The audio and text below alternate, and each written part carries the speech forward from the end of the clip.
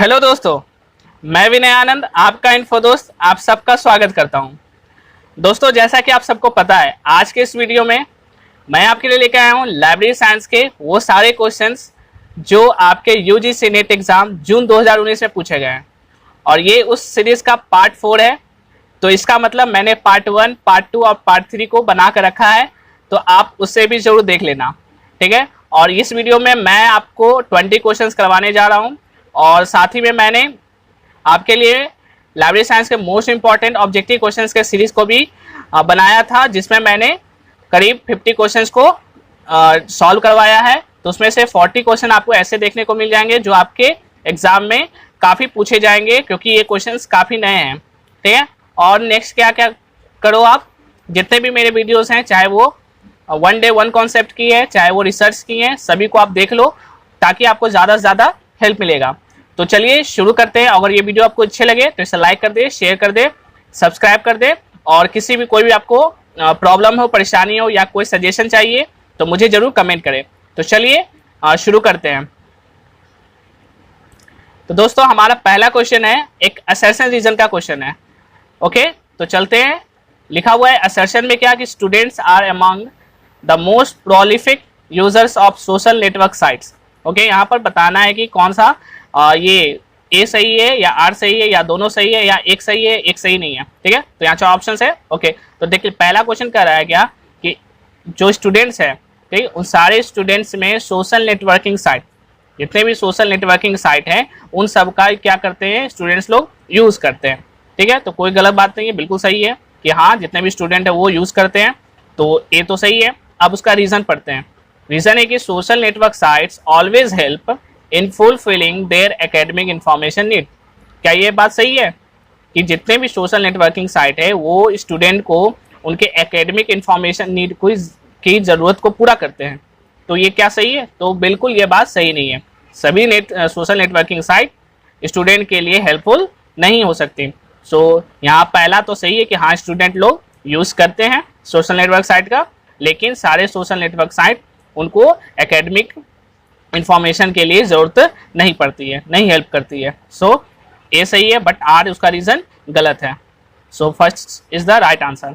Next पढ़ते हैं दोस्तों। नेक्स्ट क्वेश्चन है बाइनरी नंबर सिस्टम में इसको कन्वर्ट करना है। डिजिट 22 इसको बाइनरी में कन्वर्ट करना है, तो इसका बाइनरी में कन्वर्ट होंगे तो क्या हो जाएगा 10110। आइए देखते हैं कैसे। देखिए दोस्तों, बाइनरी डिजिट को कन्वर्ट करने के लिए क्या करते हैं, हम पहले उसको 2 से डिवाइड करते हैं। कोई भी डिजिट हो उसको हम लोग 2 से डिवाइड करते हैं। तो 2 से 22, जैसे यहाँ पर क्वेश्चन पूछा क्या 22 को चेंज करना है, तो 22 को चेंज करना है तो पहले 2 को 22 से डिवाइड दिए। तो डिवाइड देने के बाद क्या आया, जो क्वोशिएंट है वो 11 आया। तो जो क्वोशिएंट होगा उसको हम नीचे लिखेंगे और उसका जो रिमाइंडर बचेगा वो उसके बगल में लिख देंगे, ठीक है। ये बगल में यहाँ पर ये उसका क्वोशिएंट लिख देंगे, सॉरी ये रिमाइंडर लिख देंगे और यहाँ पर क्या लिख देंगे क्वोशिएंट लिखेंगे, उसका भागफल लिखेंगे, यहाँ शेष पर लिखेंगे ऊपर। फिर उसके बाद जो आएगा भागफल जो आएगा, क्वोशिएंट जो आएगा उसको फिर से डिवाइड देंगे 2 से, ठीक है। और फिर उसके बाद क्या करेंगे, जो भी क्वोशिएंट आएगा, भागफल आएगा, उसको नीचे लिखते चलेंगे और जो रिमाइंडर आएगा उसको बगल में लिखते चलेंगे। और इसी तरह ये क्या हुआ क्रम तब तक चलता रहेगा जब तक कि ये क्या आ जाए, पूरी तरह से नीचे कट ना जाए, ठीक है।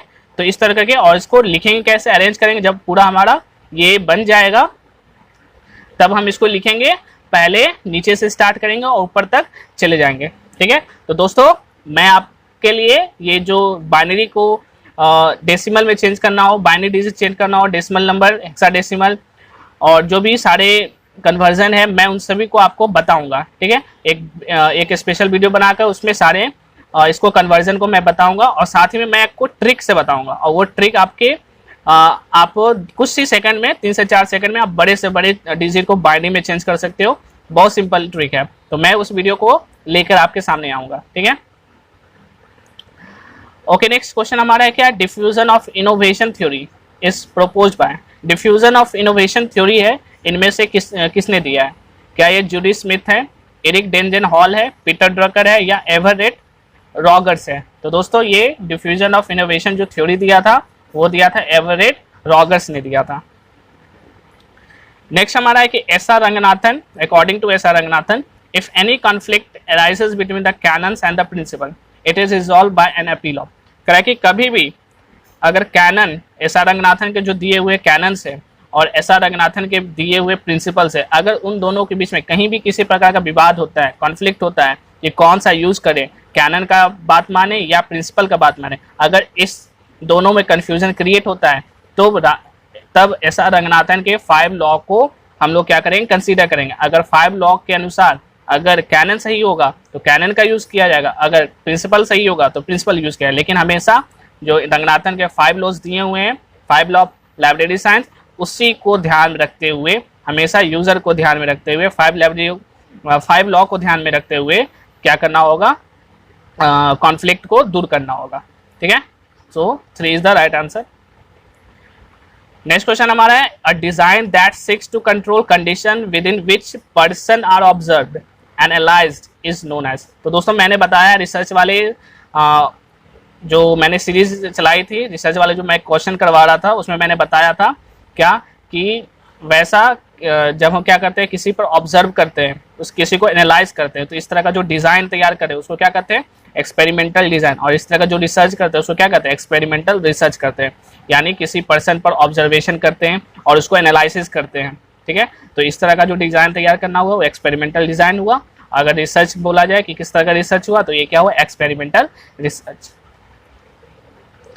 नेक्स्ट क्वेश्चन है हमारा which council has developed leadership in energy and environmental design rating system. कह रहा है कि कौन सा इसमें से काउंसिल है जिसने LEED leadership in energy and environmental design rating system को तैयार किया है। तो ये आपका United State green building council, United States green building council क्या बना है, LEED। नेक्स्ट है which of the following are the part of mark record structure. Mark का जो रिकॉर्ड करने का जो स्ट्रक्चर है वो इसमें से क्या है, तो इसमें से है लीडर, डायरेक्टरी और आपका रिकॉर्ड टर्मिनेटर। लीडर, डायरेक्टरी और रिकॉर्ड टर्मिनेटर ये क्या है, मार्क के स्ट्रक्चर है। और जो चेक डिजिट है, मैंने पिछले वाले वीडियो में बताया था चेक डिजिट किसका था, ISBN का जो लास्ट जो डिजिट था वो क्या था, चेक डिजिट। तो वो मार्क का क्या है स्ट्रक्चर, तो लीडर है, डायरेक्टरी और रिकॉर्ड टर्मिनेटर है। नेक्स्ट क्वेश्चन हमारा यहाँ पर करें identify the characteristic of fugitive material from the following. इसमें से कौन है जो फ्यूगेटिव मटेरियल है, तो materials printed in limited quantities, materials having perpetual value, usually of immediate interest at the time of publication. तो दोस्तों सबसे पहले समझते हैं फ्यूगेटिव मटेरियल मतलब क्या होता है। तो फ्यूगेटिव मटेरियल मतलब वैसा मटेरियल जो टेम्पररी है, ठीक है, कुछ समय के लिए है। तो जो कुछ समय के लिए कुछ टेम्परेरी है तो इसमें से कौन होगा, तो देखिए दोस्तों पहला क्या है, material printed in limited quantity. अगर वैसे मटेरियल जो कुछ लिमिटेड क्वांटिटी के लिए होंगे तो वो क्या होंगे, फ्यूगेटिव मटेरियल होंगे, क्योंकि वो क्या टेम्पररी हैं, कुछ देर के लिए ही पब्लिश किए गए हैं। ठीक है, और एक ऑप्शन आपका देखिए usually of immediate interest at the time of publication, यानी कि अचानक किसी प्रकार इंटरेस्ट है, ठीक, किसी इंटरेस्ट को देखते हुए उसको पब्लिश किया गया, यानी करेंट इंटरेस्ट था और उसको पब्लिश कर दिया गया, और कुछ देर के बाद वो क्या हो जाएगा, जब इंटरेस्ट खत्म हो जाएगा तो मटेरियल भी खत्म हो जाएगा, उसको हटा दिया जाएगा। यानी फ्यूगेटिव मटेरियल ये क्या अस्थायी है, टेम्पररी है। तो टेम्पररी होगा तो लिमिटेड क्वांटिटीज में उसको पब्लिश करेंगे, और सेकंड क्या करेंगे, उसका इंटरेस्ट जो करेंट इंटरेस्ट होगा, इमीडिएट इंटरेस्ट होगा, उसके हिसाब से उसको पब्लिश किया जाएगा। ठीक है, तो यहाँ पर आंसर क्या हो गया आपका, ए हो गया और सी हो गया। नेक्स्ट क्वेश्चन है कि which of the search engine, करा इसमें से कौन सा सर्च इंजन है is merge with science direct. कौन सा सर्च इंजन है जो साइंस डायरेक्ट के साथ मर्ज कर गया, उसके साथ मिल गया है। तो site sir x, AltaVista, dog file या साइरस। तो ये है साइरस है। दोस्तों देखिए साइरस जो है वो क्या है, एक साइंस स्पेसिफिक सर्च इंजन है, यानी ऐसा सर्च इंजन जिसमें साइंस से रिलेटेड टर्म को यूज सर्च किया जाता है, और इसको लॉन्च किया गया था 2001 में। जिस प्रकार का साइट सिर एक्स एंड गूगल स्कॉलर है, उसी तरह का ये साइंटिफिक इंफॉर्मेशन देने का काम करने वाला एक सर्च इंजन है, जिसको 2001 में लॉन्च किया गया था। नेक्स्ट क्वेश्चन हमारा कि in the formation of subject, mode formation of subject से यहाँ क्वेश्चन है कि progressive decreasing of extension and increase of intention. ठीक है, क्या होगा, डिक्रीज ऑफ एक्सटेंशन, एक्सटेंशन का डिक्रीज होगा और इंटेंशन का इंक्रीजमेंट होगा, इंक्रीमेंट होगा, इंटेंशन का डिक्रीमेंट होगा, एक्सटेंशन का। तो इस तरह का जो बेसिक सब्जेक्ट है वो क्या कहलाएगा, तो ये कहलाएगा आपका डेनुडेशन। डेनुडेशन में क्या होता है कि ये जो सब्जेक्ट है वो डिक्रीज करता जाता है, उसको एक्सटेंशन डिक्रीज करता जाता है, वो छोटा होता चला जाता है, कट क्या डेनुडेशन नहीं डिक्रीज होते जाता है। ठीक है, डेनुडेशन को याद करो, डेनुडेशन डिक्रीज, डी से डिनोटेशन, डी से डिक्रीज, ठीक है, यानी क्या कमी होता जाएगा, घटते चला जाएगा। तो दोस्तों आपके सामने ये मोड फॉर्मेशन ऑफ सब्जेक्ट है, टोटल 12 मोड फॉर्मेशन सब्जेक्ट है, जिसमें 2 लेमिनेशन का है, 3 लूज असेंबलीज है, एक है fission, dissection, denotation, fusion, distillation, partial comprehension और सब्जेक्ट बंडल। ये जो पार्शियल कंप्रीहेंशन है इसी को हम लोग कहते हैं एग्लोमेरेशन, एंड सब्जेक्ट बंडल जो है इसको हम लोग कहते हैं क्लस्टरिंग। ओके, नेक्स्ट क्वेश्चन हमारा, the function carried out by firewall. जो फायरवॉल है उसका फंक्शन क्या होता है? जो कंप्यूटर होता है, जो आपका क्या बोलते हैं एंड्रॉयड फ़ोन है, तो उसमें क्या होता है, एक फायरवॉल होता है, फायरवॉल पैच होता है, तो उसका काम क्या होता है? ये क्या करता है, filter the IP packet, IP packet को, जो इंटरनेट प्रोटोकॉल के पैकेट है उसको क्या करता है, फिल्टर करता है, एक छांटता है, अलग अलग करता है। तो ये फंक्शन है फायरवॉल का। नेक्स्ट क्वेश्चन है कि यहाँ पर मैचिंग करना है, कौन सा ऑथर ने कौन सा बुक लिखा है, कौन सा वर्क है उनका। तो पहला है जॉर्ज किंग्सले जिफ। तो जिफ ने क्या दिया था, आपको याद होगा, human behaviour and principle of list effort का। नेक्स्ट है सैमुअल क्लेमेंट ब्रैडफोर्ड, ये क्या था, डॉक्यूमेंटेशन से था इसका रिलेशन। अल्फ्रेड जेम्स लॉट का लॉ आपको याद होगा, एलिमेंट ऑफ मैथमेटिकल बायोलॉजी। और फिर आपका है थियोडोर वेस्टरमैन, ये क्या है, द बिगिनिंग ऑफ सिस्टमैटिक। ठीक है, तो आप यहाँ से मैच कर लो कौन सा होगा। ठीक है, नेक्स्ट हमारा यहाँ फिर से मैचिंग करना है। तो देखिए इलेक्ट्रॉनिक है, तो इलेक्ट्रॉनिक आपका यहाँ पर क्या हो जाएगा, ठीक है, तो आपका इलेक्ट्रॉनिक हो जाएगा social media, email, website, banner, paper click ads, ये आपका इलेक्ट्रॉनिक हो गया। प्रिंट मीडिया क्या हो गया, तो प्रिंट मीडिया आपका हो गया brochure, flyers, ads, catalogues, memos और लेटर्स। फिर आपका नेक्स्ट है face to face. Face to face क्या होगा, तो फेस टू फेस आपका हो जाएगा in person meeting, personal discussion. और नेक्स्ट आपका है टेली कॉन्फ्रेंसिंग, तो टेली कॉन्फ्रेंसिंग हो गया टेली मीटिंग, टेक्नोफोब्स, फिर वीडियोग्राफिक मीट, तो ये सब क्या टेली कॉन्फ्रेंसिंग है। ठीक, तो आई होप यहाँ पर आपको समझ में आ गया होगा, सिंपल है। नेक्स्ट है law of parsimony. Law of parsimony क्या है, पोस्टुलेट्स है, नॉर्मेटिव प्रिंसिपल्स है, रूल्स है, कैनन्स है। तो दोस्तों लॉ ऑफ पार्सिमोनी क्या है, नॉर्मेटिव प्रिंसिपल है, जो डॉक्टर एस आर रंगनाथन के द्वारा दिया गया है। तो यहाँ पे कुछ और लॉज हैं जो नॉर्मेटिव प्रिंसिपल्स में आते हैं, law of interpretation, law of impartiality, law of symmetry, law of parsimony, principle of local variation and principle of osmosis. ये आपके क्या है, नॉर्मेटिव प्रिंसिपल्स हैं। सो आपको ये सारे याद होनी चाहिए। नेक्स्ट है आइडेंटिफाई द कंपोनेंट वैम्प। वैम्प का कंपोनेंट क्या है, पिछले क्लास में मैंने बताया था LAMP, लैम्प का था, यहाँ पर वैम्प है। तो वैम्प का क्या होता है, Windows, Apache, MySQL and PHP, window, Apache, MySQL and PHP। सो यहाँ पर क्या रहेगी, करेक्ट आंसर क्या होगा, तो माइस्क्यूएल और PHP। तो विंडो वैम्प का हो गया, फुल फॉर्म क्या हो गया, Windows, Apache, MySQL and PHP। हमारा नेक्स्ट क्वेश्चन है क्या, arrange the flowing principle of management given by Henry Fayol in proper sequence. यहाँ हेनरी फ्योल के जो 14 सिद्धांत था, 14 उन्होंने मैनेजमेंट का थ्योरी दिया था, सिद्धांत दिया था, प्रिंसिपल दिया था, उसमें ये सारे थे 14 टोटल उन्होंने दिया था प्रिंसिपल, और उस 14 प्रिंसिपल को यहाँ पर अरेंज करना, ओके ना।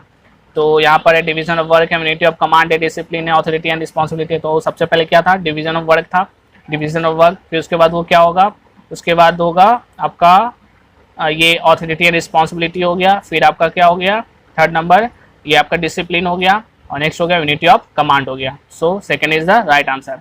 तो ये हेनरी फ्योल के क्या थे, टोटल 14 प्रिंसिपल्स थे।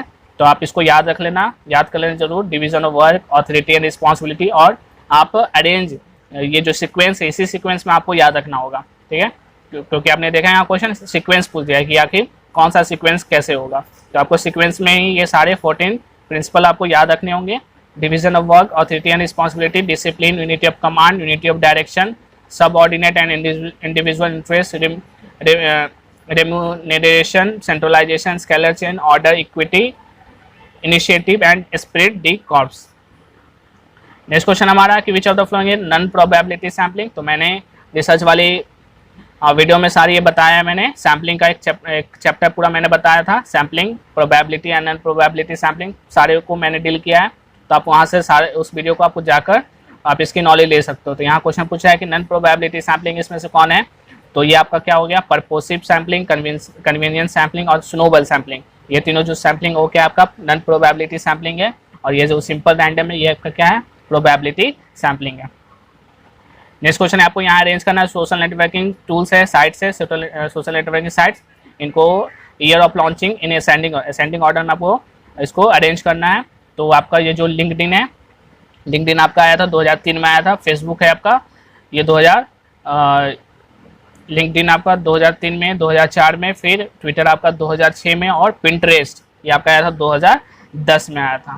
ठीक है, तो आप इसको याद करना है, फिर से देख लो। 2003 में हो गया लिंक्डइन, 2004 में फेसबुक, 2006 में ट्विटर और 2010 में पिंटरेस्ट। नेक्स्ट क्वेश्चन है कि a number in DDC without meaning in itself but used in introduce example of topic is known।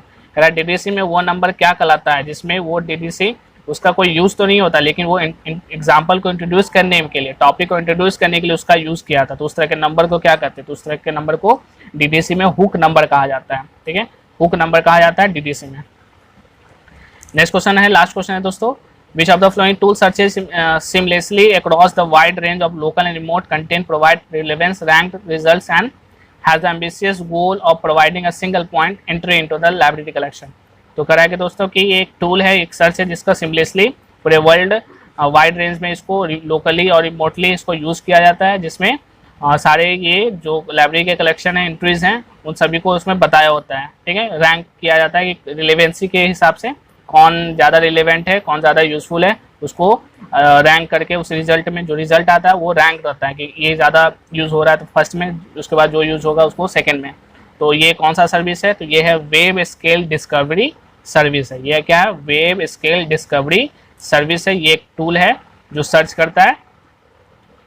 तो दोस्तों आई होप आपको ये वीडियो आपको अच्छा लगा हो, तो इसे लाइक कर दे, शेयर कर दे, सब्सक्राइब कर दे, और आपको कोई भी परेशानी हो, कोई भी प्रॉब्लम हो तो हमें कमेंट करें। अगर कोई भी आपको सजेशन चाहिए होगा किसी भी प्रकार का, आप हमें जरूर कमेंट कर सकते हैं। एंड आप फेसबुक ग्रुप से भी जरूर जुड़े, वहाँ पे आप जाकर अपने क्वेश्चंस को पूछ सकते हैं, अपने प्रॉब्लम को पूछ सकते हैं। ठीक है, तो चलिए आपका दिन अच्छा हो। So thank you once again.